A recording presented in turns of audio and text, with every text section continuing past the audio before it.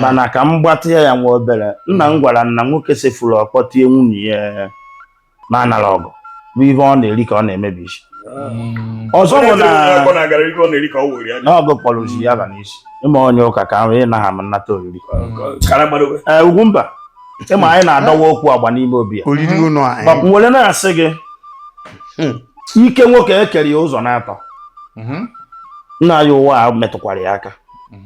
ijiji ịnụchara nwaanyị gị na ya bụ ma mgbe ịmụ ụmụ baka pere mpe ruo ikike ijiji gị nke ịbụọ gị na ba na-azọ ọkụka wee totebene nke ịtọ pawa abaa n'aka nwaanyị na ụmụ ya yes ịchụkwa nwunye gị ma ọ dịele ya ibe na-akụ ya gbamgbam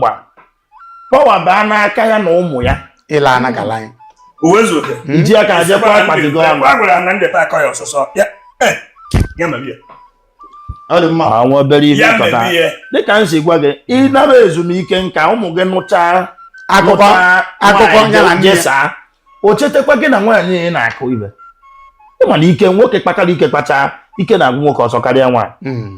nwaanyị na-eji nwayọọ na-ede ibe sọgụ na ede isiri ike oru ha na ngwụcha ahụ gbaọ ha adabie biko si kpọchutere nwa obere ime obi eziokwu obi ndị Igbo